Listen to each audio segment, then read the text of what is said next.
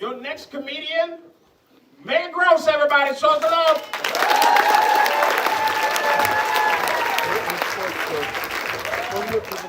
Keep it going for Harry. Thank you so much for having me. What a great looking crowd. You are. The hardest thing for me about becoming a mother was when I was pregnant. And I'd have all those neighbor ladies that would come up and give me unsolicited advice and ask questions. That made me nuts.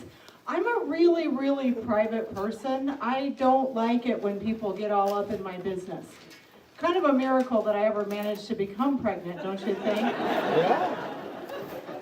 I think maybe it's kind of a generational thing. I remember when I was young, women did not talk about the fact that they were pregnant until after the 3rd month.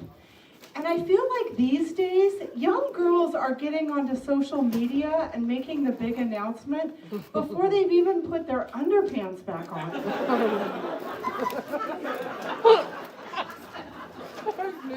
With both of my pregnancies, I had this awful pain on my side yard. It was my neighbor lady, Rose, or Thorn as I like to call her. She was judgy and racist and had no sense of how boundaries worked. She would literally stick her nose through the fence when I was out in my garden and would not leave me alone. She was like a booger that I just needed to flick off, you know? One day when I was outside, there came the nose and she said, "Do you want a boy or a girl?" And I just decided I needed to shut this stuff down. So I said, "Look, Rose, I don't really care if this one is a boy or a girl. I'm just hoping and praying that it's white."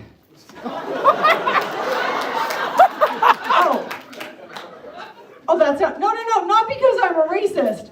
Because my husband is.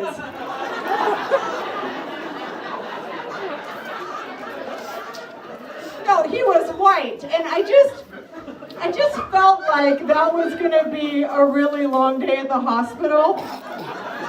You know, if we didn't all look alike, and it did the trick. Rose has not said a word to me since that day. And my boys are 25 and 27. It's that, yeah. Anyone here dealing with that age group? They're so cute at that age. It's like they're half man, half child. They can't quite make up their minds where they land. They say things to me like, "Stop treating me like I'm a baby," and "Hell yes, I want an Easter basket." There is nothing creepier that you will ever see than a hungover, bearded dude holding a sparkly basket of eggs first thing Easter Sunday morning. I can't unsee that.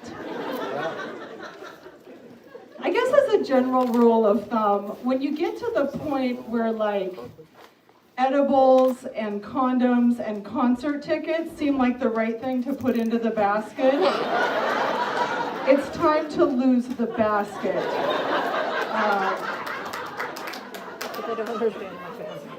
It wasn't any better when they were little. I mean, like, there was the night that we ended up at Hooters because they loved owls, and I hated saying no.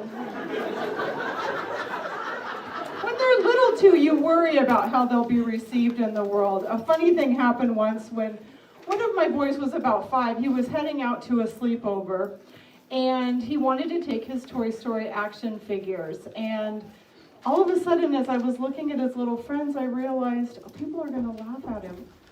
My son has a big Buzz and a little Woody. I mean, what could be worse than a guy at a sleepover with a big Buzz and a little Woody? Even though it makes people really mad, I'm going to use the C word. Let me just apologize in advance. I am sorry. But the coronavirus has just been too big of a situation to ignore. It's kind of like a drunk uncle at a holiday gathering, you know? It's been awful. And not just for those of us that hate the term pivot.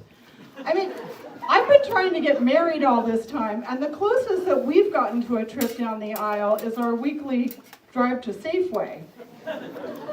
It's been kind of good too in some ways, like it's been a great time for people that don't like people.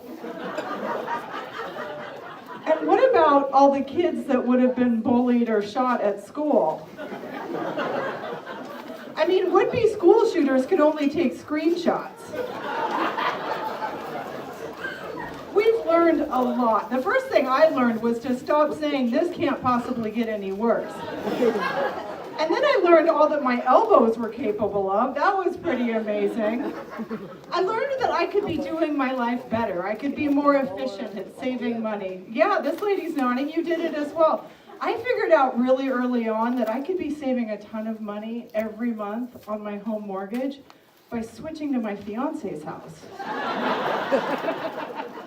We learned that President Trump is not a big fan of using protection or getting tested.